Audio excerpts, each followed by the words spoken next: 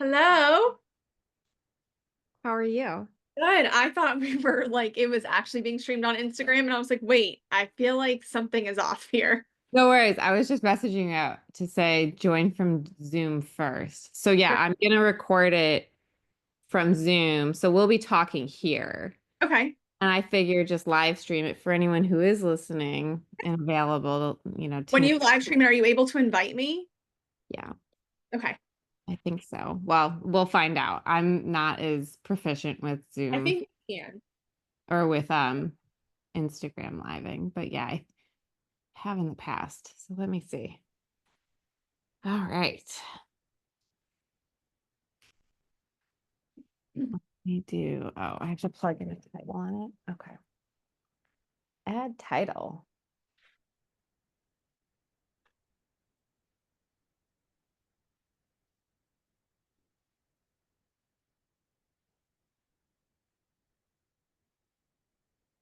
Oh, let's see.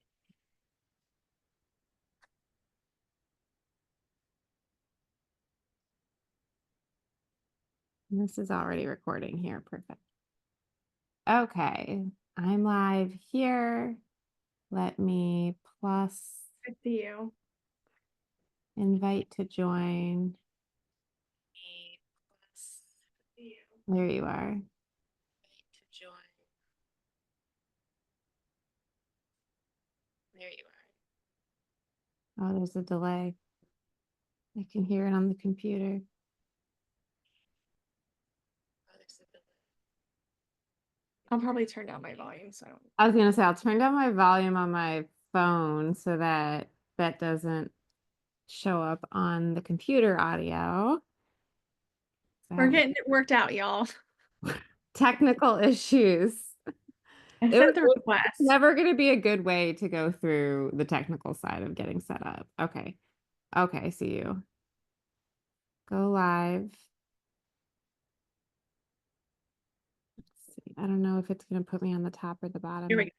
I think you'll be at the top. So I'm going to be on the top. I want to okay. Beautiful. Oh, We're good. give me 1 second. Let me turn down that so that I can't hear it. All right. Oh, I can't hear it. That's okay. There we go. I think that's as close quiet as I can get it. Okay. And then this is recording. All right. So we're here. We're doing it. This has been a while coming. We were talking about this for, I don't know, about a month or so. Yeah, this is definitely taking some coordination. Yep. Well, you are the one with the much more busy, packed calendar out there helping dog moms and dog dads with their like overall health outside of just nutrition. So I'm really glad you were able to sit down and take some time to just talk with me and help enlighten dog moms because that's my primary audience here is our dog moms all over the world who are struggling with their dog's difficult reactive aggressive anxious behavior. And a huge principle of the overall approach that I have is this holistic side to dog training. It's not just obedience and treats and what we see on social media, but there's a whole behind the scenes what actually works to get to the root cause of behavioral challenges. And I know for me with Savannah, I mean, that's where this started was I was like a first-time dog mom on my own with a totally out of control golden doodle who was reactive and aggressive and super anxious. We were immersed in the rewards-based training world at the time. I was doing everything from like high value treating her to like daily enrichment with lick mats and puzzle feeders and hand feeding and like there was a lot of food stuff going on. And at the same time, she had really disordered eating habits. So when I would put her food in a bowl, she wouldn't eat it. And it was this whole thing where I had to like make it a game for her to eat to begin with. But then when she would eat, she would end up throwing it up. She had like massive like bile like incidences, like acid reflux almost is what it felt like. And our vet wasn't really super helpful with anything. Just, oh, I mean, she was diagnosed with environmental allergies, but there was no question of diet. There was nothing, there's no discussion even about to what degree that could be impacting anything behaviorally or allergy, skin and coat related. She had recurring ear infections, itchy. Um, and it wasn't until I was like in the dog training world for a while that a trainer said to me, did you know that like chicken and beef are like the most common protein sensitivities? And like maybe she's allergic to chicken. And it just was like, no one's ever said this to me. And I then went down the whole nutrition rabbit hole from there. We got her off chicken, which she can have it, human chicken now. Um, but we changed her diet. I changed the way we feed. Like we just went all in on how does gut health impact things. And overall, I saw her get calmer. She became just more settled in general. She wasn't having these really serious acid reflux issues anymore. She was sleeping better. There was just a lot of like really clear, like, oh, she's eating normally and now she's sleeping normally, and all these other things just started flowing easier alongside the training that we were doing.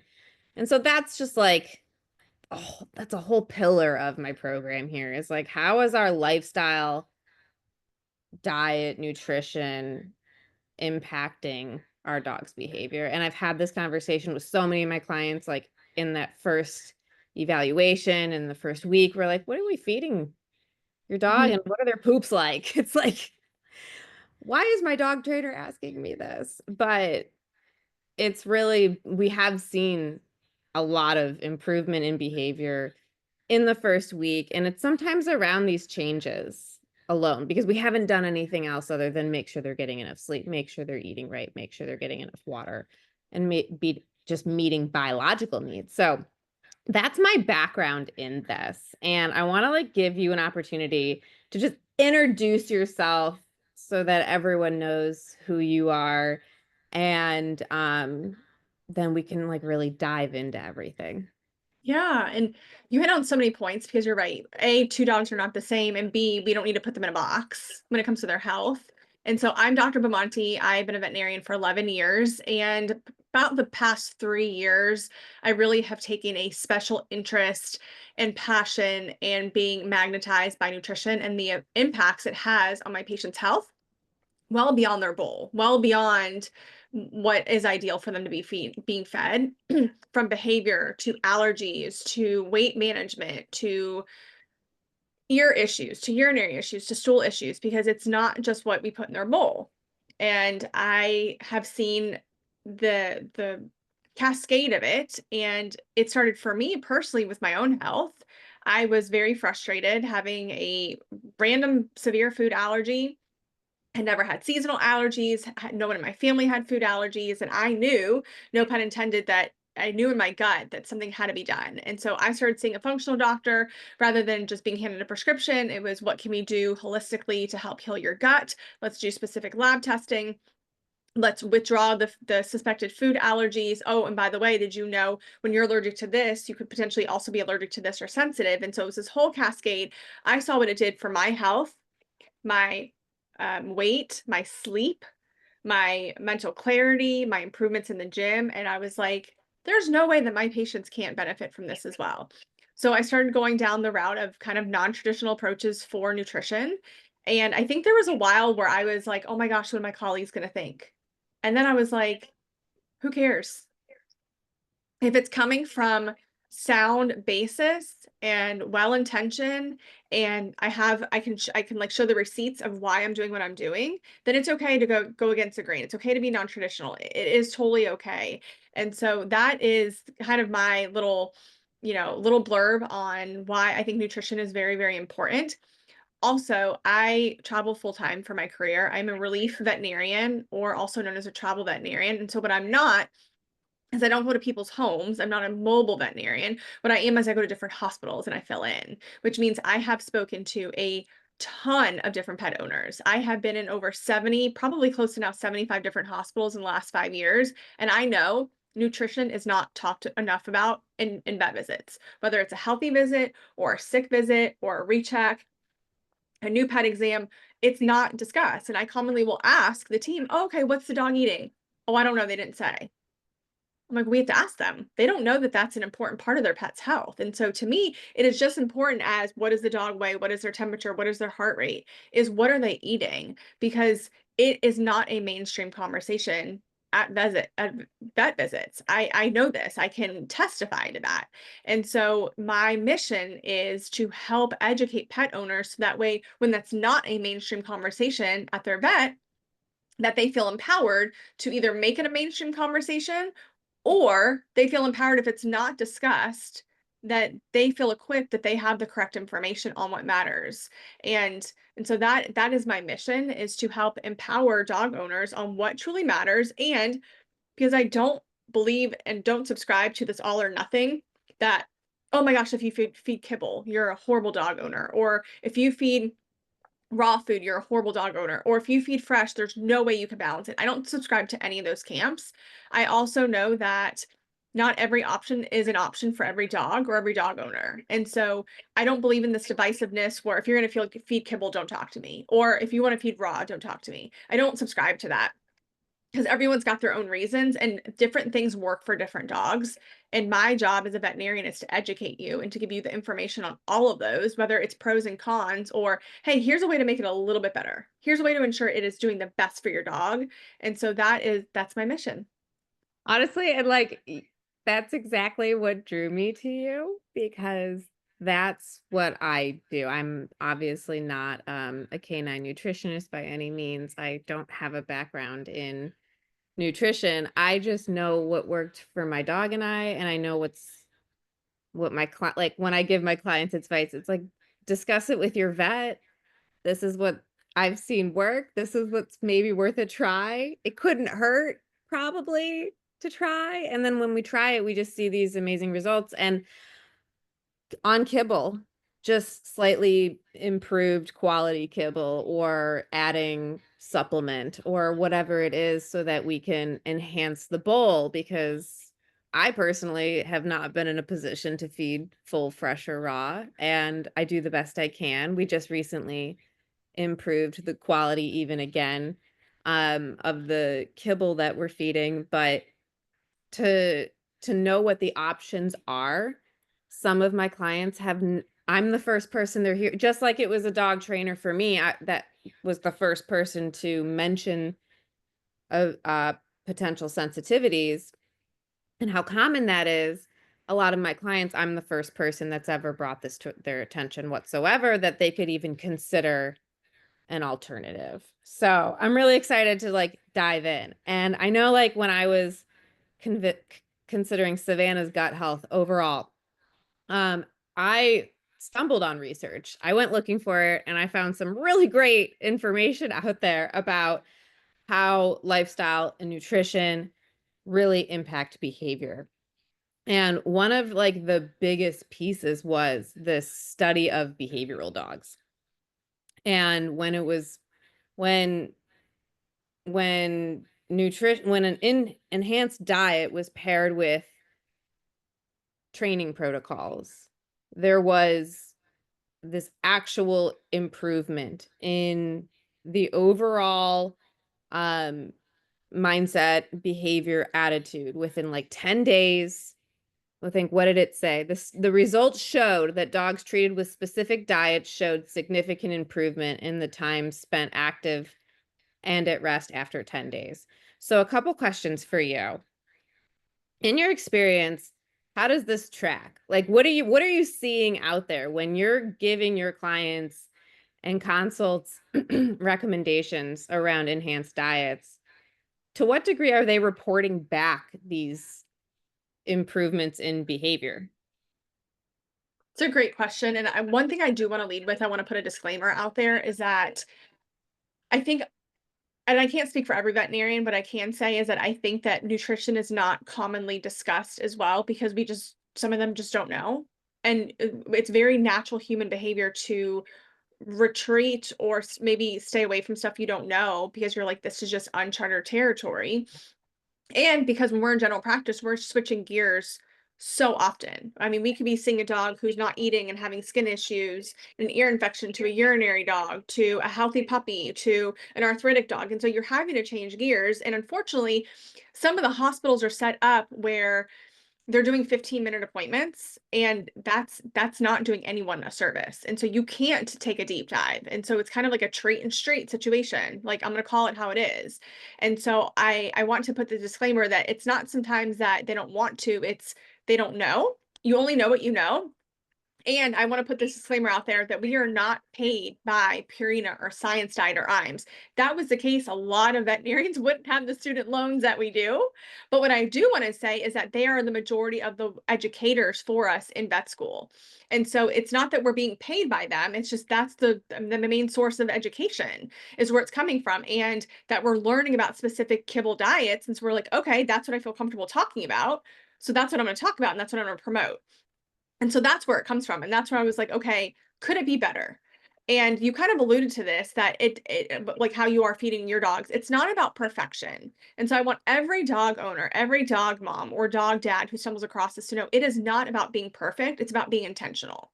So how can we be intentional with their bowl, like you said, to enhance their health or enhance their bowl to enhance their health? And so what I've noticed with my clients is that when we enhance their bowl, that we can improve little things that sometimes behavior wasn't even the main culprit for us doing this, but it's, oh my gosh, they're sleeping better. They're not on as edge. They're not as anxious when my husband leaves town. They're social and they want to play with other dogs. And it's because the food that we're feeding them goes beyond them surviving. It's like, how can we make them thrive and not just survive? For the pet owners that want to be really intentional about their dog's food, there's absolutely like raise my hand. I fully believe that there is a correlation between gut health, what's in your dog's bowl, and behavior. Now, what I'm not saying is that your dog who has a behavior issue, and this is where you come in, you're more versed in this. I also know that not every dog is going to be improved with just nutrition alone. There's triggers, there's traumas, there's all of it, but hey, can we use it to help the inflammation in the body? Can we help it to help the brain health, the gut health? So that way it's a tool in the toolbox and we're not making things harder. It's like if your sprinkler breaks in your yard, it's not because of your hose being on, but your hose being on where the sprinkler is broken is sure as heck not going to make it better, right? So can we regulate what is off so that we can make the situation better? Yes. Yes, I love that because it's really about the full picture. It's nothing's really in isolation. When you improve the bowl, that's just one piece of the puzzle. But nutrition without, I mean, we eat for life.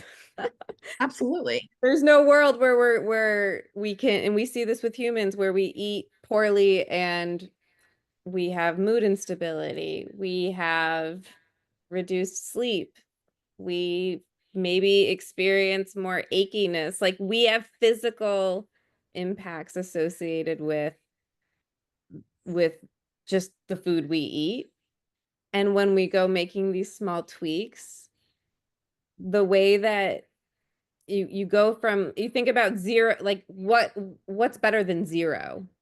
A lot. Like almost anything is better than zero at that point. What can we do to improve, whether significantly or maybe it feels insignificant, but if it's from a contrast of zero, I think all of the sudden even in dogs, it's enough for the body to be like, oh, okay, I'm finally getting what I need, even if it's just a little bit more. It's not about perfection in that way, right? All effect, right? Like little bit bigger, bigger, bigger.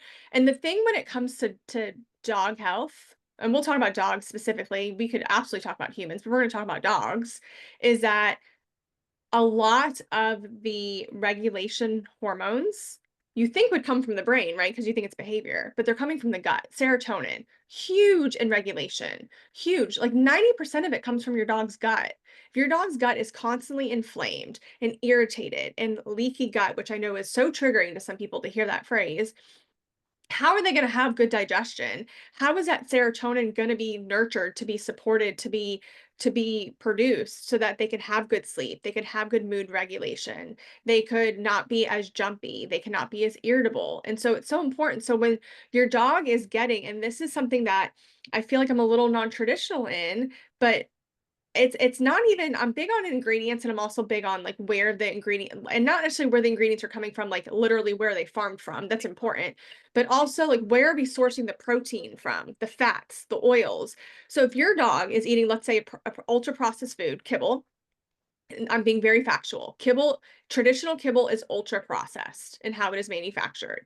It also serves a purpose for a lot of dog owners and a lot of dogs. It's balanced, it's easy to access, it's got flavor. You put it in a bowl, like you feed it, you walk away. I get it. Also, I want pet owners to know that with that convenience, sometimes there can be a downside. And so if your dog, and there are some traditional kibble foods out there that I'm like, okay, for it being ultra processed, this is probably the best you're going to get. I look at it like potato chips. You can get potato chips that have a laundry list of ingredients, and you're like, I don't even know how to pronounce that. Or you can get potato chips that are olive oil, salt, and potatoes, and that's it. And so, yes, it's processed, but out of all the processed options, it's probably the best option for you. And so, when they're eating kibble, traditional kibble food, or just kibble food, or even, gosh, nowadays fresh food with seed oils in it, and then they get all these like treats that maybe you get Bark Box, or, and I'm not saying anything bad about Bark Box, but you're getting a variety of different treats because you like to change up the flavor and the texture for your dog because you want to provide them diversity. Depending on what you're feeding them, again, kind of like what you were alluding to, is that it's not just a little bit. It's if they're getting these ingredients or these preservatives in their food, and then in their treats, and then here, and then when they go to the groomers, and then when they go here, it's like that's all they're consuming. That's it. And so being mindful of the ingredients, and not just the ingredients, but where they source from. Like, are we trying to fill too much protein with pea protein instead of actual protein? What is that doing to the amino acids that they're getting? Like everything is so intentional. And again, it's not about being perfect, it's about making intentional changes. Like you said, I hear that so commonly. They're like, pet owners are like, I either can't afford to cook for my dog, or they're like, I am so busy, I can barely cook for myself. And so it's not fair to tell these people, okay, well, your dog's doomed. I'm like, Yeah. what does that do for anybody? It's like, let's talk about options that can fit a variety of dog owners and dogs. I've even met dogs that didn't do well on balanced raw food, and that's like the purest form. And it's like they do better on a kibble, and it's like it is what it is. And so being able to protect that gut health is so important Mhm. because of the serotonin that's there. And it's not just the serotonin. The serotonin gets a lot of the spotlight on being able to help your dog's behavior and their mood and their regulation. And I feel like you talk about this a lot, like regulating your dog. Like your dog has a nervous system too. And so being able to regulate it. And so if they're constantly being inflamed in their gut, how are they going to act normally behaviorally? It's like they can't. Well, Absolutely. and we all know how we feel when we're bloated or when we're gassy, or I mean, just the other day I ate something and it didn't agree with me, and I was like, I am not feeling my best, and I definitely didn't have the best attitude that day, that's for sure. And even with when you think about just the mindset, if we separate it from the gut for 1 second, dogs have bad days. Like they're out there lifing with us, and they have their ups and downs. Let's add bloat to that. Let's add acid reflux to that. Let's add and then yeah, the rewards-based training side of world where we give a dog a treat just for existing, basically. It's like, all right, our dogs already don't feel great. And we know that because there's physical symptoms of that. But when we look at it holistically, there's so much more than physical symptoms of that. The cognitive impacts of not it's not about balanced diets, because I get it, like all kibble's balanced, whatever. But what more can we do to signal to the nervous system that my needs as a certain species are fulfilled? I think about like when I go to the gym. If I don't eat enough protein that day, I feel horrible the next day simply because my body didn't have enough protein to like regenerate the muscle that it needs to move, like to build You're so right. the next day. And I think dogs were some of us, I mean, you know, if you're before working with me, let's say we're just draining our dog's energy every day, and then we're feeding them balanced diets, and like, yeah, that makes sense because that's what we're told to do. And we don't really think about it any more than that. But when we do, it's like, oh, wait, I just ran my dog on a 5K. I probably should add something to the bowl so that they can rebuild, like even situationally to know how and when that would make sense. I think is something that is a new concept for a lot of dog owners because it's just not, like you said, it's not, I'm not anti-vet by any means, but I want to open the conversation. I want to know as a dog mom, if that's how it works for me, well, I can only imagine that's how it works for the dog. And is that true? Yes or no? And if it is, okay, what can I do? How can I be empowered to leverage? Like, what can I do? You know what I mean? Because I want to do the best. I want my dogs to live forever. Absolutely. Absolutely. And We it's all like, want our dogs to live forever. if we can't make them live forever, how can we make them live as good as possible? Because my Right. whole thing is, I don't want dogs to just live to an old age. I want dogs to live well into an old age. Because to me, it breaks my heart when I see a 15-year-old dog that is decrepit, that is having so many issues. And it's like, okay, great. This large breed dog made it to 15. That is incredible. Also, we have to look at the quality of life for those years. And I think one of the biggest things that I talk a lot with pet owners and specifically dog owners when we're doing nutrition consultations is at the end of the day, you want to know that if something goes wrong, you don't have to ask yourself, what could I have done differently? And I've had a lot of people come to me and buy my resource or schedule nutrition consultation when they're grasping at straws. And I'm like, none of this is going to hurt your dog. I just don't know if we're going to get the full bang for the buck right now. And I think a lot of pet owners were like, well, I thought I was doing best by them by feeding them these certain brands. And it's like, it's not that you weren't doing wrong, but like, could we have been more intentional? It's not wrong. And so that's where I don't tolerate this bashing and this blaming and this, you feed this, you're horrible. I don't subscribe to that.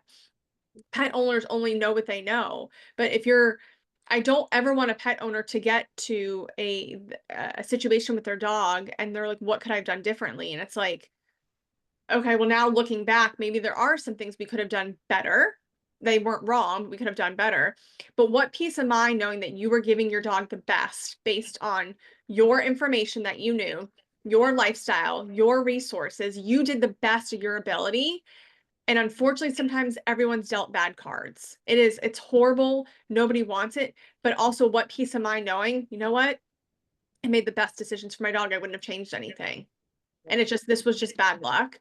That is a lot more peaceful in a time that is so hard and sad rather than I didn't know all of this. I was misinformed. I wasn't informed, or I would have done things differently. Like you're already grieving. And to add that to your plate, that's so much more to take on that you need to. And so that's why it's so important to, I feel like as a veterinarian, we're actually consultants. That's what I think we are. We are medically trained consultants. Our job is to consult with you. You are paying us to consult with you for us to give you all the options and sometimes not, and sometimes all the options can be overwhelming. So it's like, what are the best three? And here are the pros and cons to them. That way you have all the information and you can make the decision. Because I don't think it's fair when it's one-sided or you're only given. And sometimes treatment plans have to be like, it's this or that, and that's it. But to be given all the information and the pros and the cons, that way pet owners can make an informed decision. And my whole thing is when you're informed, you can make decisions for your current dog and then all your future dogs. Oh, Like, how empowering is that to know that it doesn't just have to be for this dog? And when we are when our dog's guts are irritated and disrupted, it really just affects them well beyond matters. And you and I could sit here and talk forever about it. I really think that we could. And because About that, I was like, I could talk to you all day. I mean, it's their behavior, it's their weight. When they're overweight, I think what people don't realize, and I see this a lot in practice, when people see a dog at an ideal weight, they think it's skinny. And it's because we've been so conditioned as a society to see overweight dogs that we think that's the norm. So when we see a dog that is an ideal body condition, an ideal weight, we're like, oh, it's thin. It's like, no, that dog looks great. These dogs are overweight. And overweight dogs have a lot more, and the fancy word for fat is adipose tissue. Adipose tissue is very inflammatory. It's like, I actually just made a podcast about it. When you have a lot of inflammation, you need brakes, and inflammation is gas pedals. You need brakes. And if you don't imagine driving your car and all you had was a gas pedal, how dangerous is that? And so when we have inflammation and we're setting up our dog's inflammation, it's more pedal, less gas, less gas. Take your car down the road and tell me how comfortable you would feel with that. You wouldn't. And so when we're setting dogs up for inflammation when they're overweight, and that could be because they're being overfed, because sometimes some dogs, every time they go potty, they get a treat. And not only are they being over caloried, but also what's in the food, what's in these treats, what are the preservatives? Are these preservatives carcinogens? Are they very inflammatory? When you have inflammation, you gain weight. Your body just holds on to it like that. And so when they're overweight, then we set up for diseases. Like the root of most diseases is inflammation. So how can we control that inflammation? And again, like you've said, and I've said, and we're both on the same page, it's like, I'm not saying throw away the kibble food, only cook for your dog, that it's the best option. It's like, okay, if you're going to do kibble food, how can we make it good? Let's look at the ingredients. Let's not get trapped by what the front of the bag says, because Lord mercy, if I have to deal with one more marketing ploy on the front of a bag. In fact, I just made a story about it the other day. Saw this dog food that said key ingredient, coconut oil. Coconut oil was like fifth from the bottom of a list of like 30 ingredients. So it's like And so not, dog food we're not companies in are it. really good at marketing. And so when you're busy, you're running in, you're going to get your dog food from the dog store. You happen to see this other flashy bag. Maybe it's on sale, maybe it's a higher price. So you assume it's better, which, newsflash, more expensive food does not equal better. There are some really good foods out there. There are more of an investment, and there are some foods out there that are equally, equal price that I would never feed my dog. And so you get trapped, you see the front of the bag, you're busy, you're taking your kids to soccer, or you're picking them from school, and you run in and you grab it and you're like, oh, this looks good. And then you turn it over, and that's not the story at all.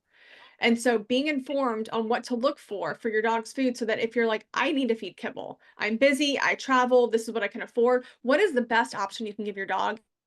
What are ways that you can elevate your dog's bowl so that you can elevate their health and not only affect their behavior, affect their weight, affect their poop, affect their gut health, affect, like, are you pulling your hair out because your dog has another ear infection?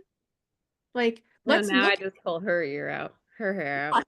So it's like looking at all of it. And that is the one thing I ask. I don't care if you were there for a healthy puppy visit, or your dog has had his fifth ear infection for the year, or if they're for a urinary tract infection, hasn't had a urinary tract infection in a year. I'm just like, what are you feeding your dog? And sometimes I'm like, that is great. And I can tell with pet owners when I see them in a hospital. In fact, just yesterday I was working and I asked a pet owner, oh, what are you feeding? And you could see the hesitation See when them she was freeze saying, up, like, I don't want to tell you. literally, it's like gatekeeping. And she's like, raw food. And I'm like, okay, what kind? And she was like, okay, I didn't get scolded. And you can literally see them relax. And I'm like, I'm just being curious. If you want to talk about it, and I'll ask, are you open to having a conversation about it? You open to see if there's a way to elevate it? Or good. But I've seen dog owners be so protected over what they're feeding when they're feeding stuff that's a little bit non-traditional, because maybe they've been scolded or it doesn't meet their vet's expectations. And it's like almost every pet owner has the best of intentions when they're feeding their dog. So how can we equip them so that they can be informed and not just being misled with feeding their dog? Because again, it affects so much beyond just like filling them and surviving. It's so Right. they can thrive. And it's the one thing over, and besides your dog's environment, but even your dog's environment, you don't have full control over, right? Like if your neighbor's doing construction, you have no control over that. If it storms, you have no control over that. Like there's some stuff even in your environment you have no control over for your dog. Your dog's food, you have 100% control over. You do it twice a day probably. Like talk about having the biggest influence over your dog's health. Like how cool is it that you can influence your dog's health every single day positively, no matter where you live, no matter what the weather's like, no matter how old they are, no matter anything, no matter what's going on in your environment, what's going on in your personal life, like how cool that we can do that. Well, and you said something earlier that really resonated. You were like, it's not just this dog, it's all of the dogs that you may have. Just to have that education and empowered knowledge that I'm going to feed my dog this way, but I also know that I can think about this differently for all of the dogs in my pack or for any dog I might have in the future. Or even it may just be a friend who's having a weird issue with their dog, and you're like, hey, have you thought about this? And then it starts that ripple effect of it's not demonizing kibble, like you said. It's not like kibble is, gonna kill your dog. But it is, let's think about it holistically. Let's think about gut health. Let's think about brain health. Let's think about physical health. Those are all interconnected because it's all in the same vessel.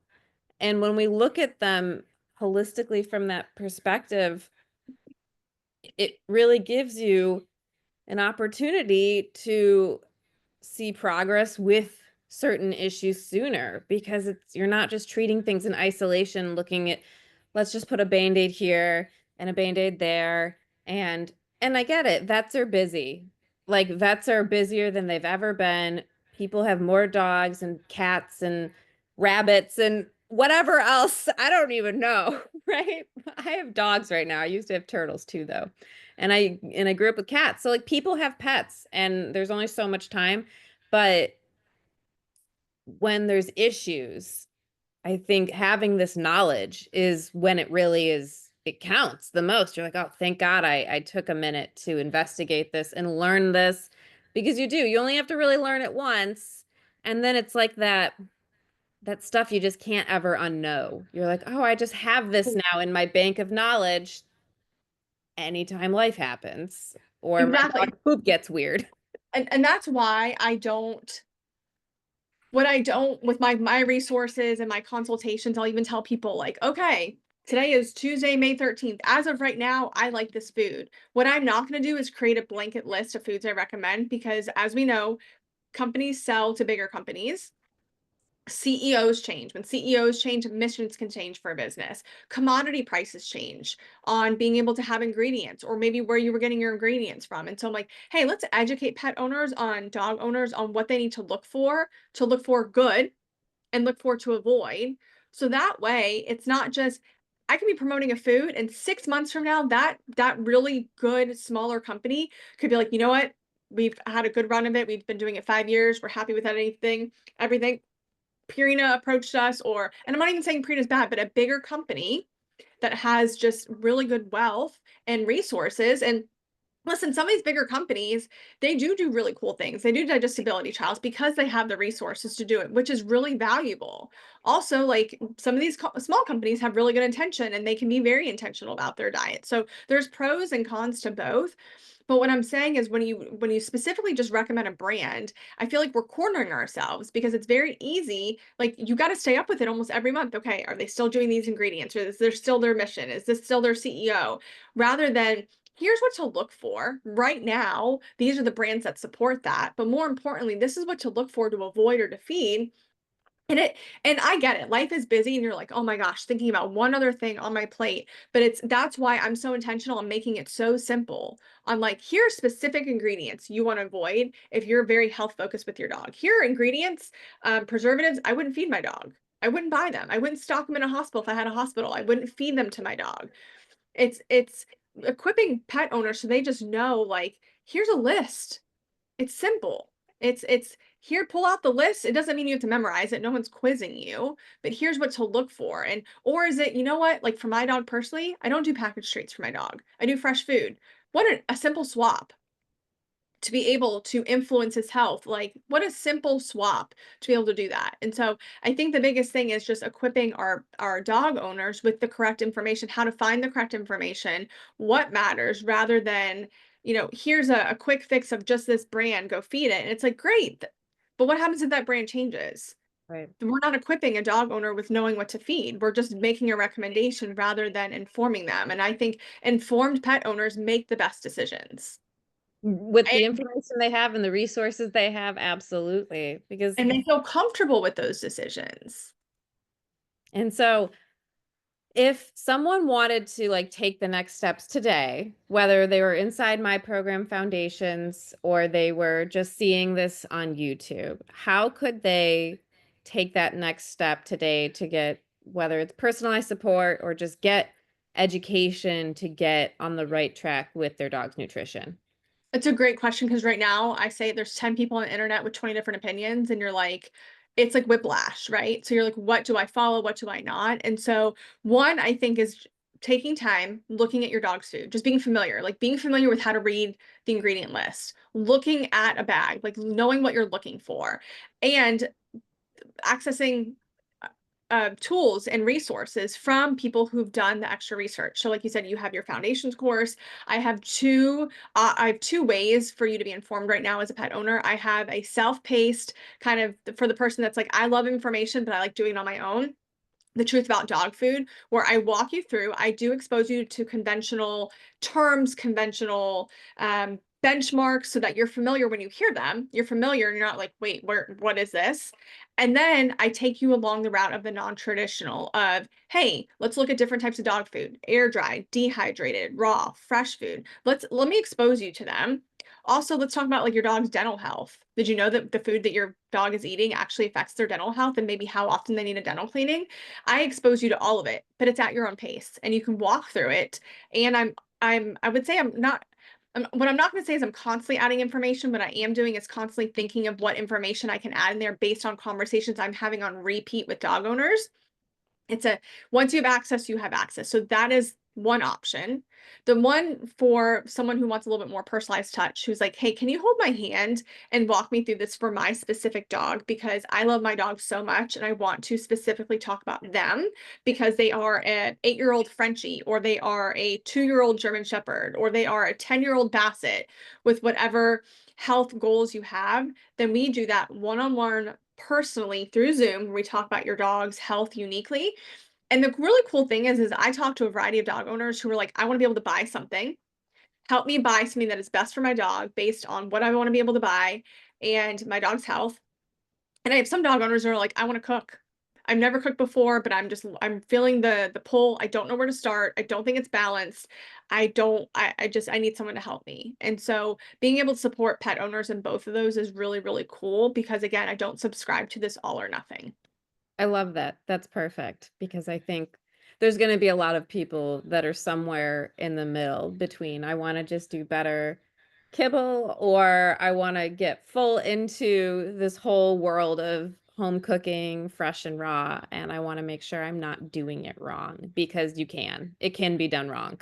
Everything can be done wrong. Kibble can be done wrong. Home cook can be done wrong. Raw can be done wrong. Everything can be done correct, or it can be done where it could be better. And I really even don't even like using the word wrong because the intention is there, but it's like, can we do it better? Can we be more intentional about it? And so that's why I believe having both as a resource for the dog owners. And some dog owners go through my Truth About Dog Food and they're like, you know what, this was great. I want even more personalized support. And I know, again, because I said this at the beginning, I've been in so many different hospitals that I know that we just unfortunately don't have that support for a lot of dog owners. And I also know the value of it beyond the bowl, that it's really, really important. Awesome. And then I know that you travel exclusively across several states. Are your services though available to dog owners everywhere outside of that on the personalized nutritional support? That's a great question. So for most, yes, most states, nutrition is, as long as I am not like diagnosing or treating, then yes, it's totally fine. And I'm not. Most pet dog owners are coming to me and being like, my dog has this condition. I'm just wondering, like ingredient wise, It's just giving them like the yes, like we're doing this correctly, or like, hey, let's maybe consider doing this and talk to your vet about these changes, or you're doing everything right. I think that there's supplements that we can add to it. If I were your vet, these are the supplements I would do. Talk to your vet if they feel, because they know your dog's entire health history. Do they feel like this is a good option? Awesome. That's great. I'm sure that will bring a lot of confidence too to owners who might not be in your service area more specifically. Well, this has been so fun. I want to be really respectful of your time. Yeah. Thanks. But this has been so great to sit down and just talk about this because I know I had like a personal dog mom experience with this where my dog was like sick physically, psychologically, and I didn't have really anyone that I could consult with. My vet is a very conventional, we'll say vet. They do from I don't have any complaints, I'll say that, but this wasn't a conversation I could have with them. And to then finally get to have it after now a few years, just in the dog training world itself, and to kind of validate that verbally with someone else other than our personal vets at this point, I think is really cool and will really be so helpful for dog moms to, I can say it until I'm blue in the face, but to hear it from someone else, Yes. someone who lives this every day and does this for a living, and who's a trusted resource in veterinary health and holistic healing for dogs, I think is just so great. So I hope we can sit down and chit chat again soon. Definitely want to do this again, like a 2.0 version. And for your followers who don't know me, you can find me on Instagram at the non-traditional veterinarian.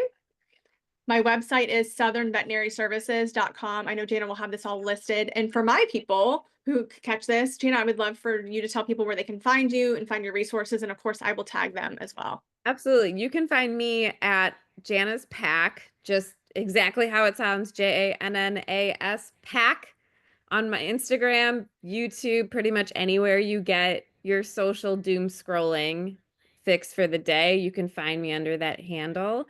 And then all of my resources are linked in the different bios of all of my different social media channels to make it easy. And in the show notes, we'll have the links for both of our programs so that anyone who needs help with nutrition or behavior or both can just know that they're getting started with people who can help them get on the right track as soon as possible and feel really good that, like you said earlier, and it just really stuck with me, know that you're doing everything you can to be getting on the right track to get to a better place. And so everyone can sleep good at night knowing that they're doing what they can for their dog. Absolutely. Awesome. Well, it was so good to see you, and I hope you have a really good rest of your day. And I'll talk to you soon. Have a great day. Take care. Bye.